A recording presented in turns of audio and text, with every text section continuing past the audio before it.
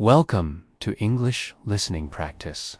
This channel is for learners all over the world who want to grow and improve and who want to become stronger every day.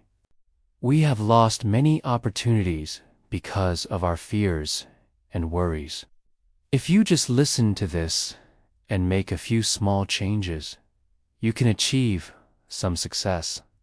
So, today's title is Why People Fail at Life. Let's get started. Failure. It is a word that carries so much weight, and yet it is a word we try to avoid. Nobody wants to be called a failure. Nobody wants to admit they failed. But look closely at life, and you will see it everywhere. People with big dreams that never came true. People who started with energy but ended in silence. People who once said, "One day I will," but years later whisper, "I wish I had." Let me begin with a simple, ordinary story. Imagine a young woman named Maya. As a teenager, Maya was full of energy. She dreamed of becoming a writer, of publishing stories that would inspire people all over the world. She wrote poems in her notebook. She stayed up late, scribbling ideas, filling page after page with words. She told her friends, "One day I will write a book." They believed her because her passion was undeniable. But life did what it always does. The pressure to be practical, the voices of people around her, the fear of rejection, all of it slowly grew louder than her inner voice. Instead of pursuing writing, Maya studied something safe. She got a job. She worked hard. She paid her bills. On the outside, she seemed fine. But on the inside, her dream was fading. Every year, she said to herself, "I'll start next month. Maybe next year." When things calmed down, years passed. One evening, while cleaning her desk, she found her old notebook. She opened it, and her heart broke. The girl who once believed she could inspire the world had become a woman who never even tried. Maya's story is not rare. It is the story of millions. And maybe, in some small way, it is also your story. A dream once alive in your heart, now gathering dust. A plan delayed until tomorrow, which never arrives. A desire to change, but a fear that whispers, "What if you fail?" Here is the truth. Most people do not fail because they lack talent. Most people fail because they stop trying. They let fear, comfort, or excuses guide their lives. Failure is rarely a single dramatic event. It is usually the result of small decisions. Decisions that seem safe in the moment, but destructive in the long run. Now, let us ask the big question: why? Why do people fail at life? Why do so many abandon their dreams and accept a life they never wanted? On the surface, it looks like bad luck. Some say she was just unlucky, or he didn't get the right opportunity. But psychology tells us a deeper truth. Success is not about luck. Success is not an accident. It is the product of mindset, choices, habits, and resilience. And failure, in the same way, is not a curse from fate.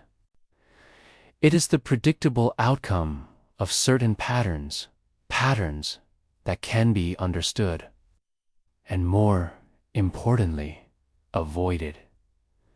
This is why we need to talk about failure.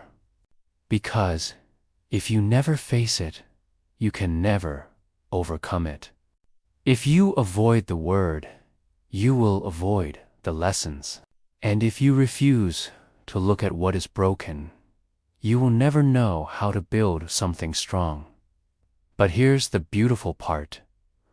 While we talk about failure, we will also talk about English. That may sound surprising, but think about it. Learning a language is one of the clearest mirrors of life itself. When you start learning English, you feel excited. You imagine yourself speaking fluently, traveling with confidence, connecting with people all over the world. But then reality hits. The grammar seems confusing.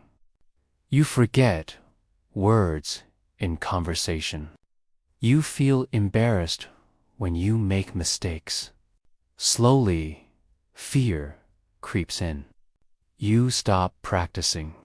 You say, maybe I'm not good at languages. And just like that, the dream begins to fade. But English fluency, like success in life, is not about talent or luck. It is about persistence. It is about showing up even when it's uncomfortable. It is about practicing one more time, even after you fail. The psychology that explains why people fail at life is the same psychology that explains why people fail at learning English. That's why this journey is powerful. As you listen, you will not only practice English listening, but also reflect on your own choices, habits, and mindset. In this video, we will combine two promises. First, you will learn English naturally through stories, life lessons, and psychology.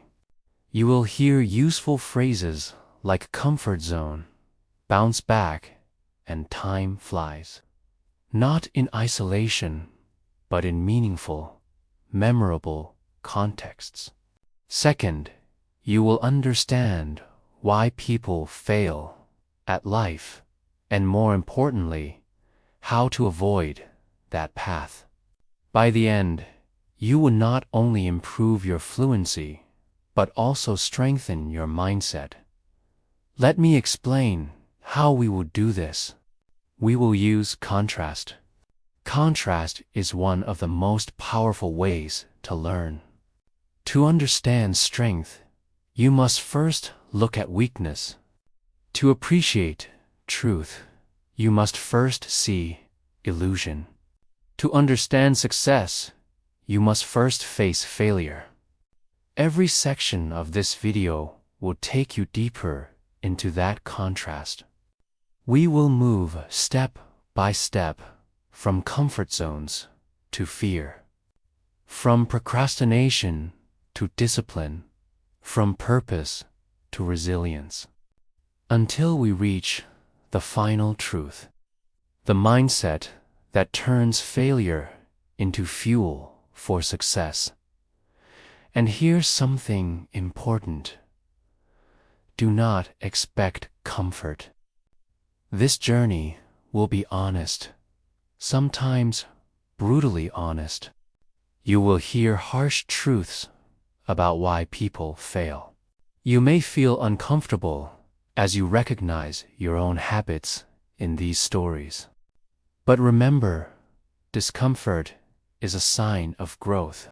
If you feel challenged, it means you are learning. If you feel uncomfortable, it means you are moving forward. So as we begin, I ask you to make a promise to yourself. Don't just listen with your ears. Listen with your heart. Don't just learn English words. Learn the lessons hidden within them. Don't just hear my voice. Hear the echoes of your own life inside these stories. Because this is not just another English lesson. This is not just another motivational talk. This is a journey, your journey. A journey to understand failure, to transform it, and to rise above it. A journey to improve your English, not as a subject in school, but as a living tool for life. So, let us take the first step. We have seen the general problem. Failure is not an accident, but a pattern. Now, let us go deeper. Let us uncover the first hidden reason people fail, the illusions of success that deceive them, and the harsh realities that expose the truth. Have you ever heard someone described as an overnight success? The story usually sounds like this. One day, they were unknown, struggling, invisible. The next day, they released a song, or an app, or a book, and suddenly, the whole world knew their name. They became rich, famous, admired. It looks magical. It feels inspiring. And society loves these stories because they sell a dream that is fast, simple, and shiny. But here is the uncomfortable truth. There is no such thing as overnight success. What looks like sudden success is almost always the result of years, even decades of invisible struggle. The phrase, overnight success, is an illusion. One of the most dangerous illusions we believe. Why? Because it makes us impatient.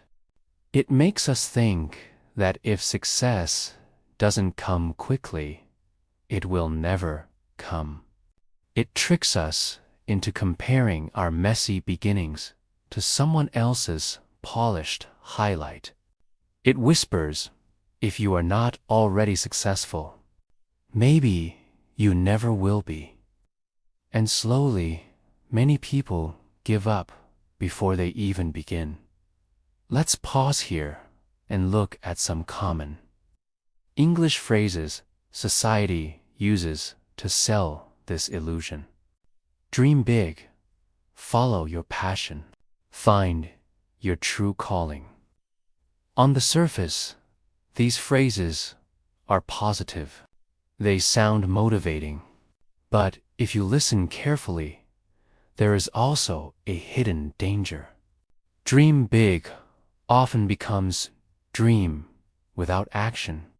Follow your passion sometimes becomes follow your feelings and ignore discipline.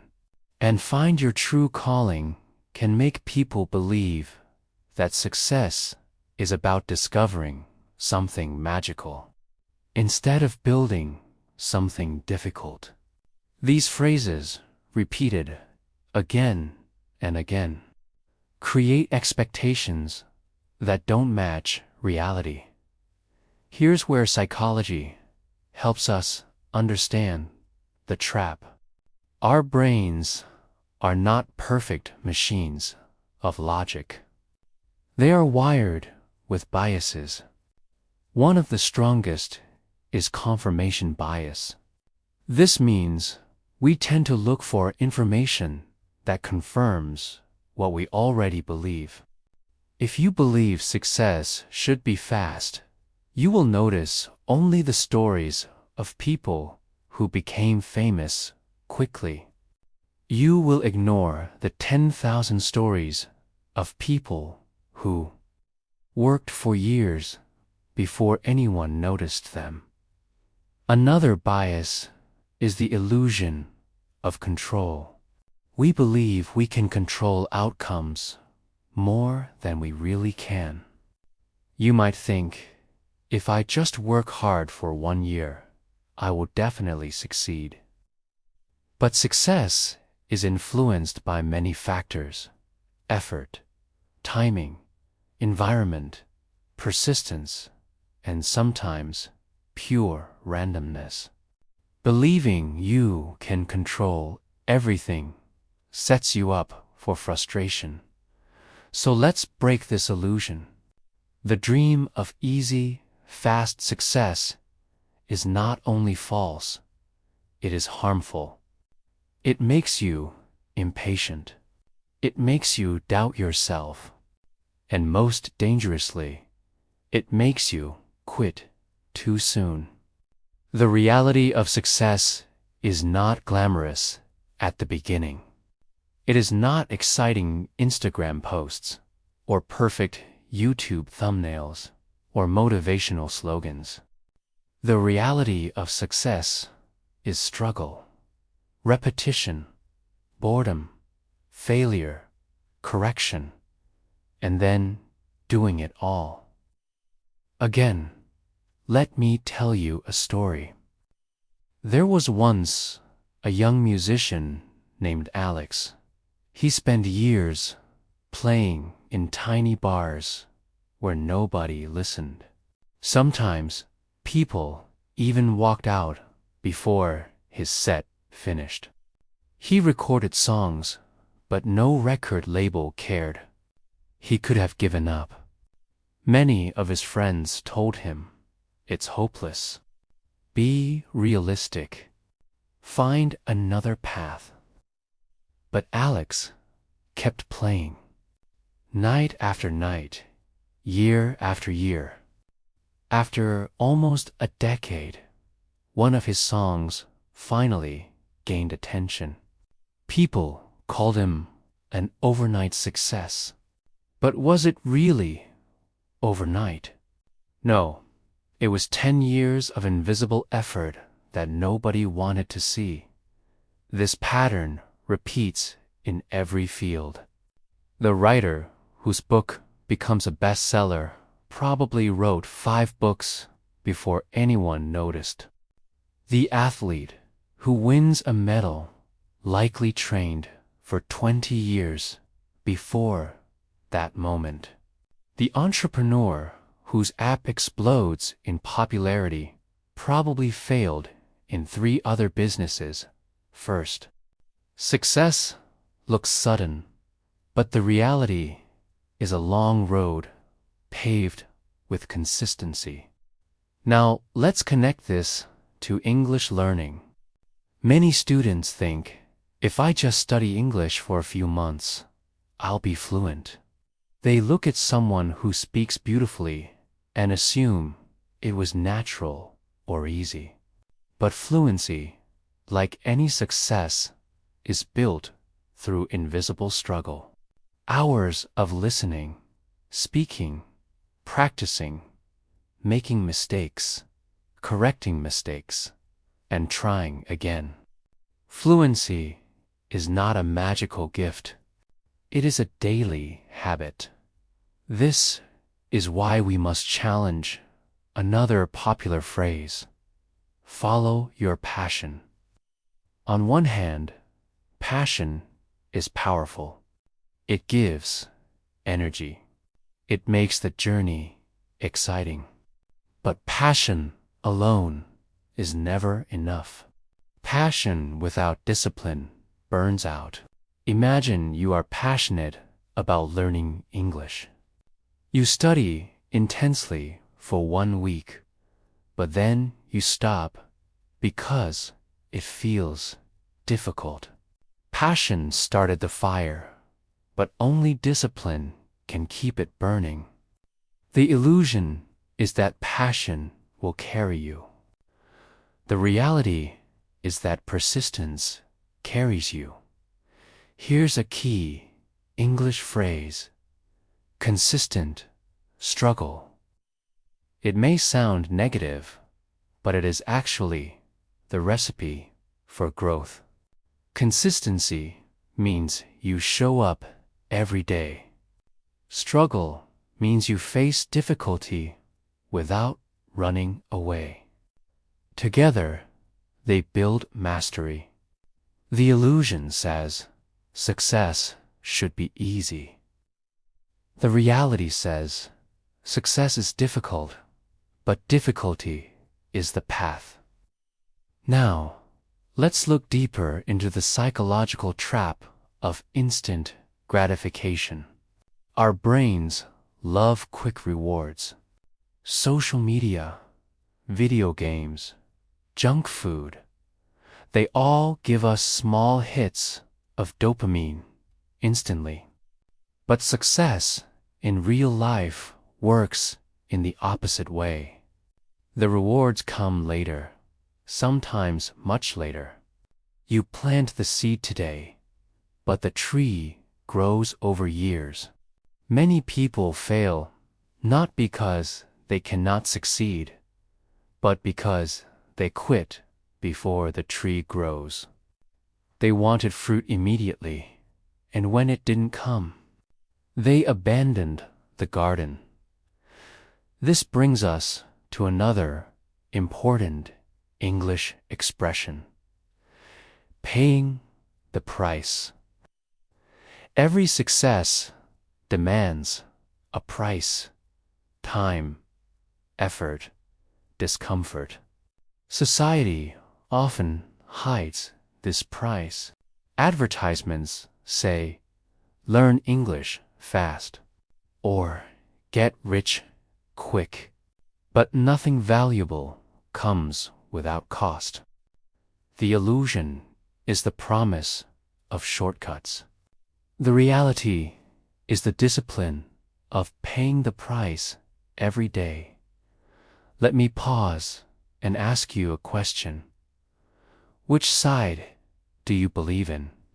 The illusion where success is fast, easy, and guaranteed, or the reality where success is slow, difficult, but deeply rewarding? Your answer matters because your belief will shape your actions. If you believe in the illusion, you will quit when it gets hard. If you believe in the reality, you will keep going when it gets hard. And here is the contrast that defines everything. The dream of easy success leads to frustration and failure. The truth of consistent struggle leads to mastery and transformation. To illustrate, let's compare to learners. John believes in the illusion. He starts learning English and expects fluency in 3 months. At first, he studies enthusiastically, but soon he realizes progress is slow. He feels frustrated. He tells himself, "I'm not talented," and quits. Sarah, on the other hand, accepts the reality. She knows fluency will take years, so she doesn't demand instant results. She focuses on small progress, one new word each day, one new phrase each week. After 3 months, her improvement is small but steady. After 3 years, she speaks confidently. Same starting point, 2 different beliefs, 2 very different outcomes. This is why I say illusions are dangerous. They don't just lie to you. They destroy your patience. They poison your mindset. They make you compare your chapter 1 to someone else's chapter 20. But when you remove the illusion, you free yourself. You can finally accept that success takes time, and once you accept it, you can keep going. So here is the first life lesson, and the first English phrase to remember. Slow and steady wins the race. This proverb captures the reality of success. It's not about speed, it's about persistence. You don't need to sprint. You need to endure as we move forward. I want you to carry this thought. If success is not luck, not instant magic, not passion alone, then what are the deeper personal reasons people fail? Why do some people give up while others continue? Why do some get trapped in comfort while others embrace discomfort? In the next section, we will dive deeper into the personal psychology of failure. We will see how the comfort trap keeps people weak, and how breaking free begins the journey toward strength. Have you ever wondered why so many people stay the same year after year? They say they want change. They say they want growth. They say they want success. But when you look at their actions, nothing changes. They stay in the same routine, the same habits, the same circles, the same life. Why? The answer is simple but powerful. The comfort trap. The comfort trap is one of the most dangerous prisons in life, because the walls are invisible. People don't even realize they are trapped. They think they are safe, but really they are stuck. And here's the hardest truth. Comfort feels good in the moment, but over time, it destroys your strength. It keeps you weak. It keeps you average. It keeps you failing quietly. Let's break this down with psychology. Human beings are wired to seek comfort. Our ancestors survived by finding shelter, warmth, and safety. Discomfort meant danger. Comfort meant survival. But in the modern world, this instinct has become our enemy. Today, comfort is everywhere.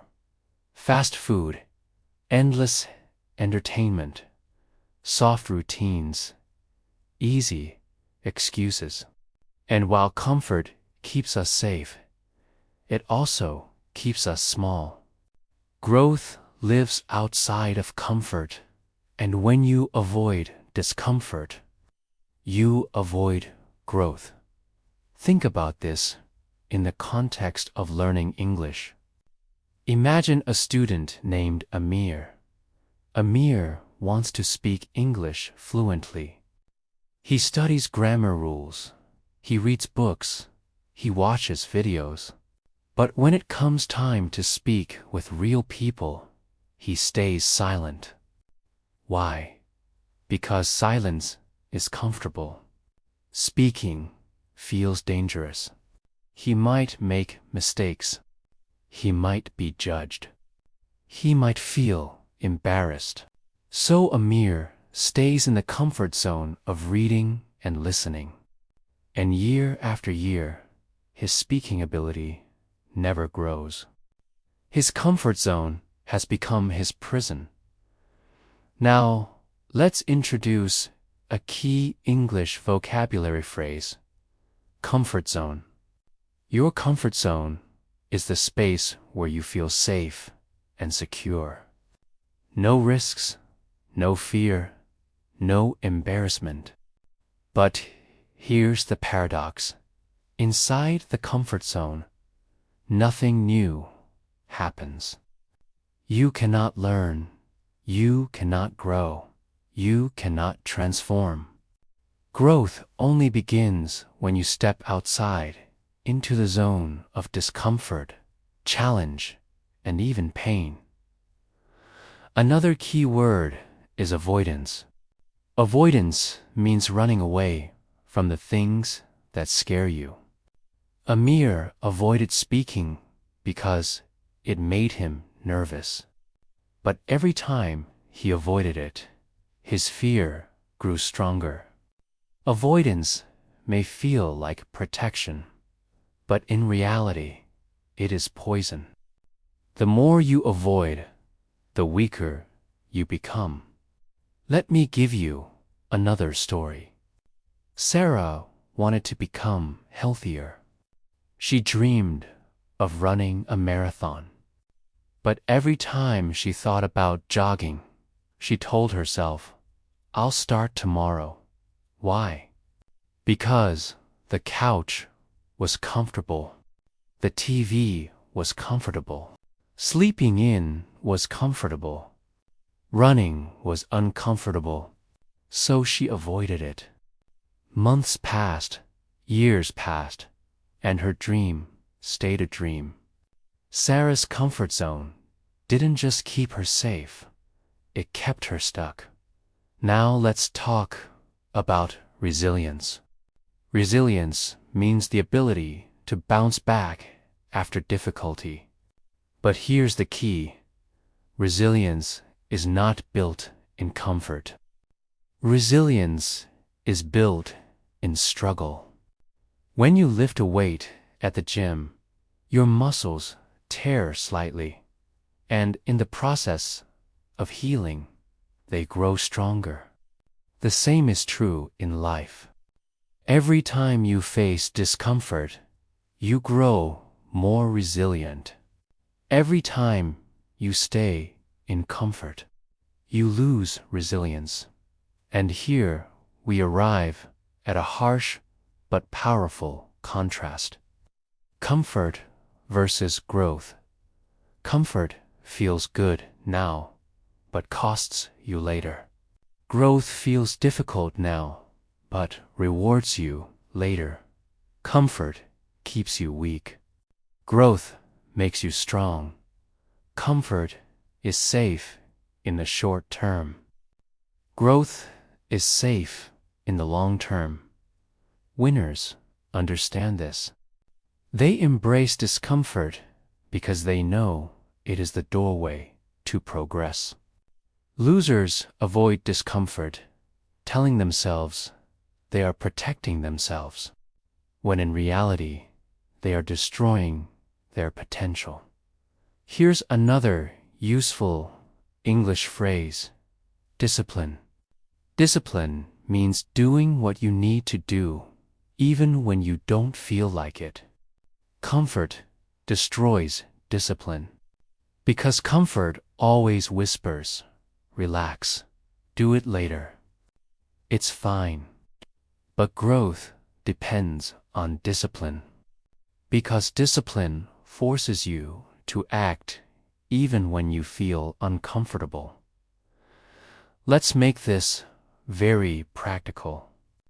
If you want to improve your English, you cannot stay in the comfort zone of passive learning. Reading and listening are helpful, but they are safe. Speaking, writing, making mistakes, these are uncomfortable, but they are necessary. Every time you speak, even if you feel nervous, you are stepping out of comfort and into growth. Every mistake you make is a seed of progress. Here is another English expression to remember: no pain, no gain. It is simple, but true. If you avoid all pain, you avoid all growth. If you accept temporary discomfort, you gain long-term strength. Let's pause and reflect. Where are you choosing comfort in your own life? Maybe you stay in a job you hate because it feels safe. Maybe you avoid new opportunities because they feel risky. Maybe you delay practicing English because you don't want to sound foolish. Each of these choices may feel safe today, but they create weakness tomorrow. The comfort trap is especially dangerous because it disguises itself as kindness. People say, "Don't stress yourself. Take it easy. Stay safe." And while sometimes rest is necessary, too much comfort becomes poison. Comfort whispers, "Stay here." Growth shouts, "Go there." The question is, whose voice will you follow? Now let me give you a deeper psychological insight. The comfort trap is closely connected to fear. Why do we stay in comfort zones? Because we fear failure, fear rejection, fear judgment. Comfort is not really about safety. It is about avoiding fear. But here is the irony. The more you avoid fear, the more control it has over you. Fear grows in the shadows of comfort. Only when you step into discomfort do you discover that fear is smaller than you thought. This brings us to another key English term, resilience through exposure. Exposure means facing what you fear, step by step, until it loses its power. For example, if you are afraid to speak English, start small. Say one sentence today. Tomorrow, say 2 sentences. Each time, you are exposing yourself to discomfort, and each time, you grow stronger. So let's summarize this contrast clearly. People who fail stay in comfort, avoid discomfort, and lose resilience. People who succeed step out of comfort, embrace discomfort, and build resilience. Now, here's a final story to bring this home. A man once asked a martial arts master, "How do you train to be so strong?" The master smiled and said, "I train by being uncomfortable every day. While others avoid pain, I make friends with it. While others escape struggle, I welcome it. That is why I am strong." This lesson is not just about martial arts. It is about life. Strength is built through discomfort. Weakness is built through comfort. So, as we close this section, I want you to reflect deeply. Where in your life have you chosen comfort instead of growth? Where have you avoided the very thing that could make you stronger? Be honest, because honesty is the first step toward change. And as we move forward, remember this: the comfort trap is only the beginning. Behind it lies something even stronger: the fear of failure. Comfort is safe only because fear keeps you inside it. In the next section, we will look at how fear paralyzes dreams, and how courage begins the moment you step through fear into action. Fear, it is one of the oldest and strongest emotions in human history. It kept our ancestors alive when danger was real. The sound of a predator in the dark, the rustle of snakes in the grass, the possibility of attack. In those moments, the brain reacted instantly, launching the famous fight or flight response. Heart racing, breathing quickening, muscles tightening, the body preparing for action. But here's the twist. In the modern world, most of our fears are not physical. There are no lions chasing us in the street, no tigers hiding in our homes. Instead, our fears are invisible. The fear of being judged, the fear of making mistakes, the fear of rejection, the fear of failure. And because they are invisible, they are even more dangerous. Because they silently hold us back without us even realizing it. Let's start with a story. Imagine a young woman named Lena. She always dreamed of starting her own business. She had an idea, a passion, and a vision. But every time she thought about starting, her mind filled with fear. What if she failed? What if people laughed at her? What if she lost everything? Each what if grew bigger and bigger until the dream felt impossible. Lena never took the first step, and years later, she looked back with regret, realizing she had not been defeated by lack of talent, not by lack of opportunity, but by fear itself. This is the tragedy of fear. It doesn't always kill dreams loudly, with drama and disaster. More often, fear kills dreams silently, slowly, invisibly. That's why we call it the silent killer of dreams. Now, let's connect this to English learning. How many students want to speak fluently, but never practice out loud? They tell themselves, "I'll study more first. I'll wait until I'm ready. I'll speak when I'm perfect." But deep down, it's not about preparation. It's about fear.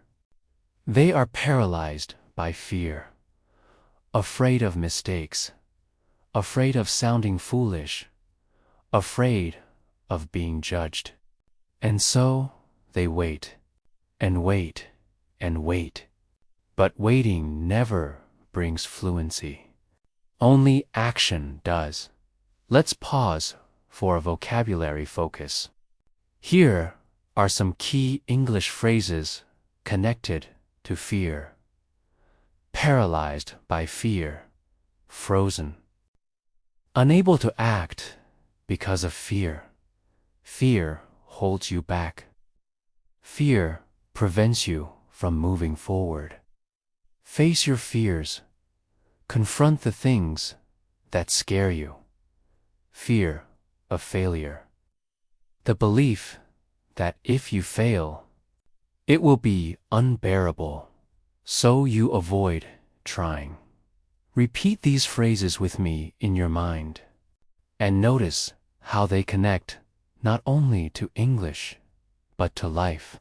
Because every learner, every dreamer, every person faces these fears. Now, let's dive deeper into psychology. Why does fear feel so powerful?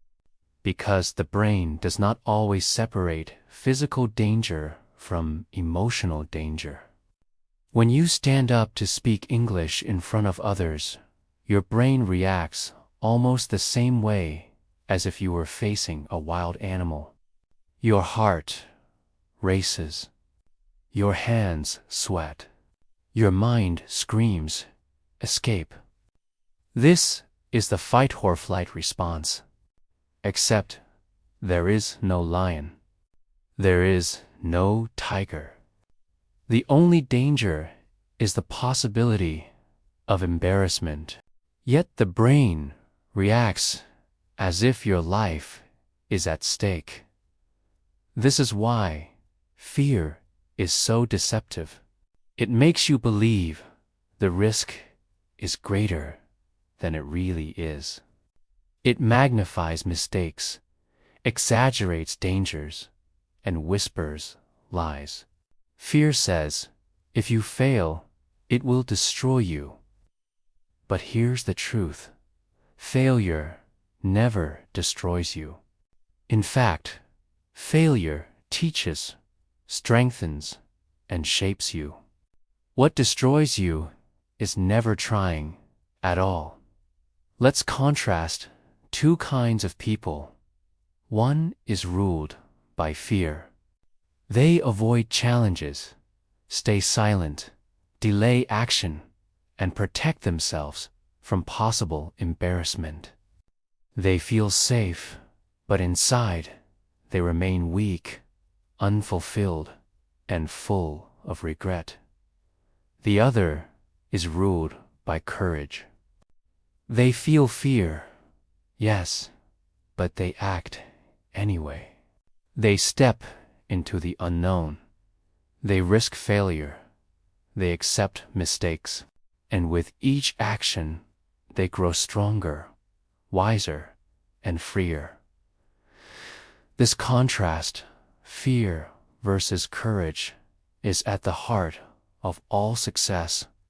Courage is not the absence of fear. Courage is action in the presence of fear. People often misunderstand this. They wait until they feel no fear before they begin. But that day never comes. The only way to reduce fear is to walk through it. Let's bring in another story. A boy named Daniel wanted to join a debate club in school. But he was terrified of speaking in front of others. His fear was so strong that his body would shake just at the thought. For weeks, he avoided signing up. But one day, he decided, I will face my fear. He stood up, trembling, voice cracking, words stumbling. He felt embarrassed. But something amazing happened. He survived. No one laughed. In fact, people encouraged him. His fear lost a little power that day. The next time, it was easier. And the time after that, easier still. Years later, Daniel became a lawyer, speaking confidently before hundreds. But none of that would have happened if he had waited to feel ready. He became ready by facing his fear.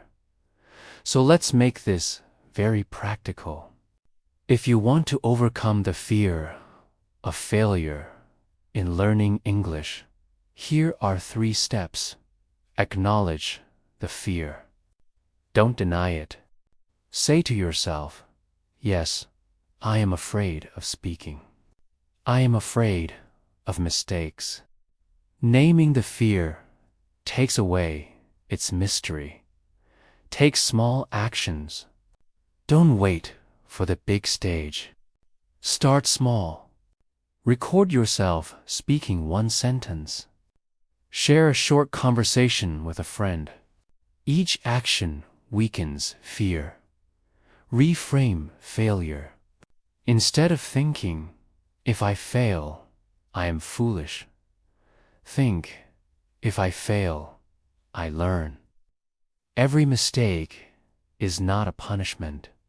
It is progress.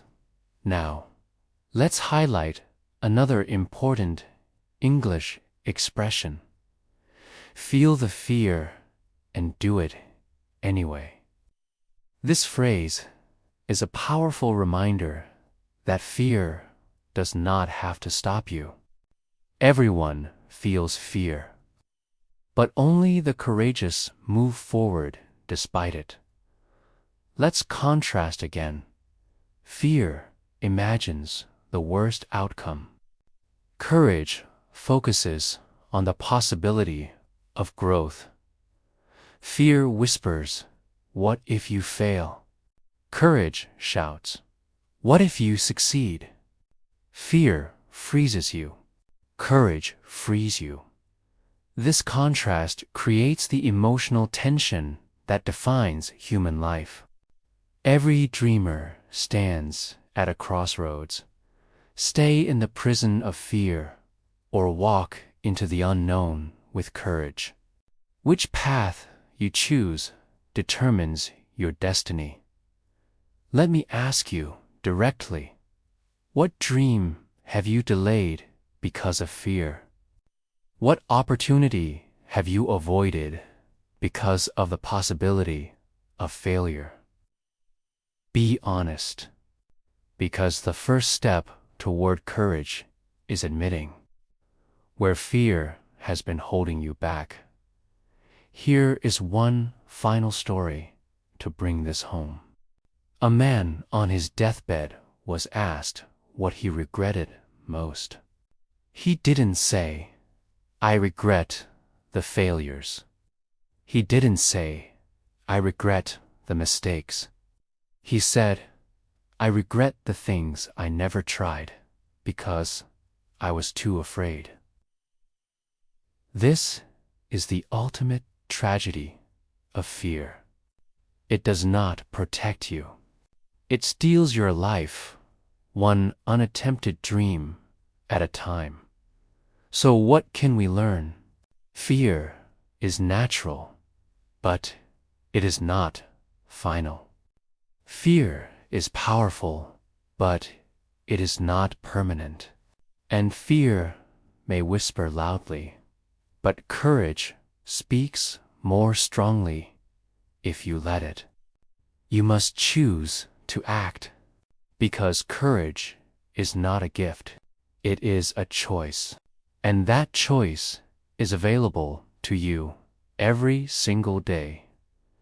As we close this section, let's reflect on the English phrase, face your fears. Facing your fears is the only way to break their hold on you. Step by step, moment by moment, action by action. Remember, fear will always be present, but so can courage. And now we arrive at the next barrier. Fear stops people from starting, yes. But what about those who start and then delay, postpone, and waste time? What about those who say, "I'll do it tomorrow"? That, my friend, is procrastination, the thief of time, the quiet enemy of action. In the next section, we will explore how procrastination destroys dreams and how to break free from its grip. There is a saying you may have heard before: time waits for no one. It is one of the greatest truths of life. Every day, every hour, every minute that passes will never come back again. And yet, despite knowing this truth, people waste time. They delay their dreams. They postpone their goals. They live with the belief that tomorrow will always be available. But tomorrow is not promised. This is the trap of procrastination. It is not just a bad habit. It is a thief, stealing your hours, your days, your years, and eventually your life. Let's begin with psychology. Why do people procrastinate? Science tells us it is because of the brain's reward system. Our brains love dopamine, the chemical of pleasure. When we scroll through social media, watch funny videos, or eat something sweet, dopamine is released. It feels good instantly. But when we think about doing something difficult, like studying, working, or practicing English, there is no instant pleasure. The reward is delayed. And because the brain craves instant gratification, it pushes us to avoid the hard work and chase the easy pleasure. This is why procrastination feels so tempting. Here's an example. A student named Ravi dreams of becoming fluent in English. He tells himself, "I'll start tomorrow." Tomorrow comes, and he says again, "I'll start tomorrow." Days turn into weeks. Weeks turn into months. Months turn into years. He looks back and realizes he has wasted the most valuable resource he has: time. His dream did not die because it was impossible. His dream died because he delayed. Let's pause for some English learning. Here are useful phrases connected to procrastination. Time flies. This means time passes quickly. If you waste today, you will suddenly realize years are gone. Don't put off until tomorrow what you can do today. This phrase teaches us to act now, not later, the thief of time. This is a phrase often used to describe procrastination itself. Repeat these phrases in your mind. Practice them out loud, and then ask yourself, are you living these truths, or are you ignoring them? Let's return to psychology for a moment. When you procrastinate, you are choosing short-term comfort over long-term success. This is called delay discounting. The brain values immediate rewards more highly than future rewards. For example, it feels more satisfying to watch a movie now than to spend 2 hours practicing English. But 10 years from now, being fluent will matter far more than the movie you watched. Procrastination blinds you to the future. Now let's bring in another story. A man once said, "I'll write my book one day." Every year, he repeated the same words. "I'll start when I have more time. I'll start when I feel inspired. I'll start when life is less busy." Decades passed. One day, his health failed, and he realized he had no more time. His book was never written, not because he lacked talent, not because he lacked opportunity, but because he kept saying, "Tomorrow." This is the tragedy of procrastination. It doesn't feel deadly in the moment, but it kills dreams silently over time. Here is the harsh truth. Procrastination is the easiest way to waste your life. No enemy, no obstacle, no failure is as dangerous as procrastination. Why? Because it requires no effort to destroy you. All you have to do is nothing. Now, let's bring in contrast. Procrastination means wasting time. Discipline means valuing time. Procrastination gives pleasure now, pain later. Discipline gives pain now, reward later. Procrastination creates regret. Discipline creates pride.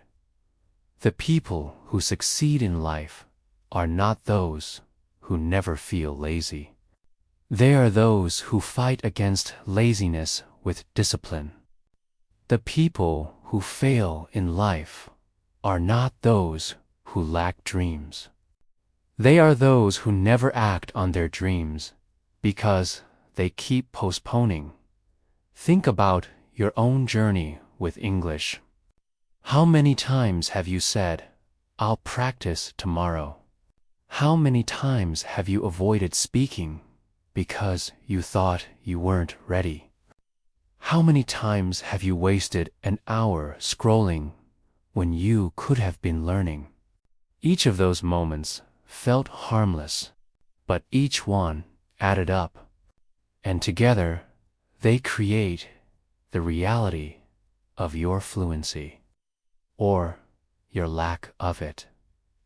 Let's pause for another English phrase.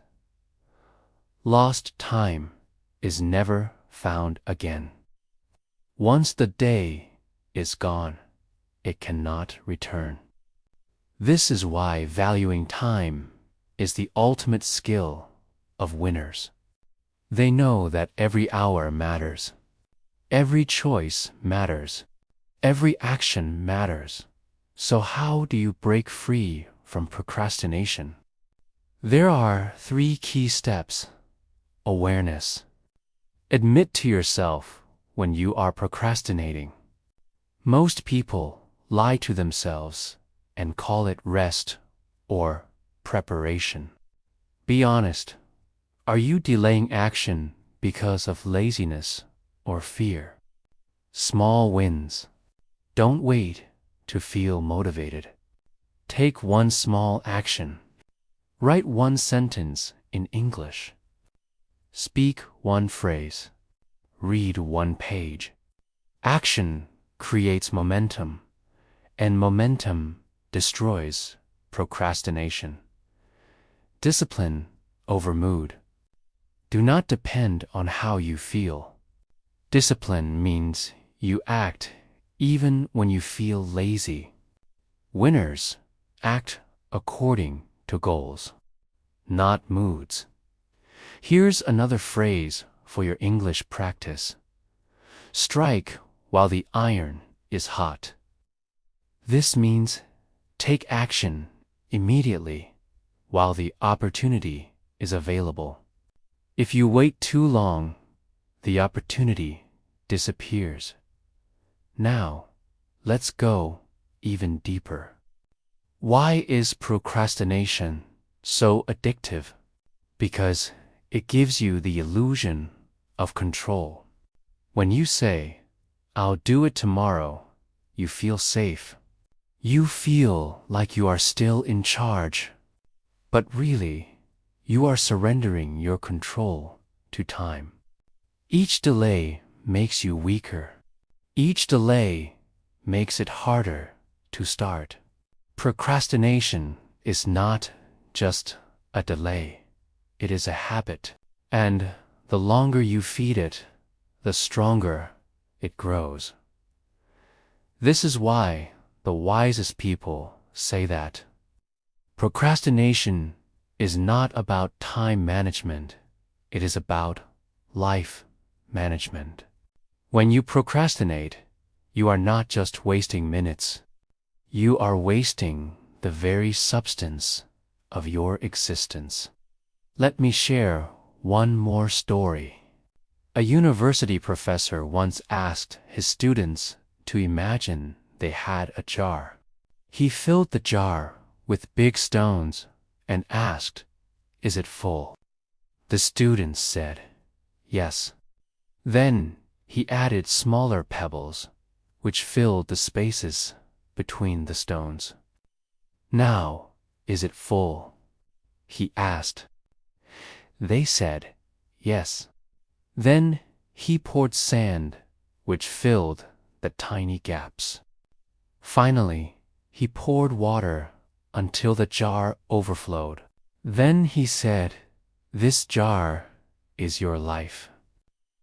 The big stones are the most important things: your dreams, your health, your relationships. The pebbles and sand are the small things. If you spend all your time on the small things first, you will never have room for the big ones. Procrastination is spending your life on sand and water, entertainment, distractions, excuses. Meanwhile, your big stones, your dreams, your goals, your purpose remain outside the jar. So let me ask you, honestly, are you filling your jar with sand or with stones? Here is the final contrast to remember. Procrastination wastes life.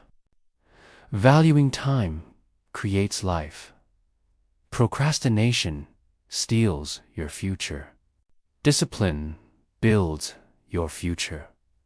Procrastination ends with regret. Discipline ends with achievement. And here's the truth. Everyone feels the temptation to procrastinate. Everyone wants comfort. But only those who choose discipline rise above it. Let's close this section with one last English phrase. The best time to start was yesterday. The second best time is now. Don't wait another day. Don't give procrastination another hour of your life. Start today. Start now. Because tomorrow is not guaranteed, and this brings us to the next step.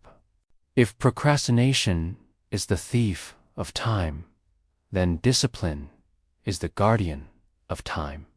In the next section, we will explore how discipline transforms ordinary people into extraordinary achievers, and how you can build discipline into your own life and learning.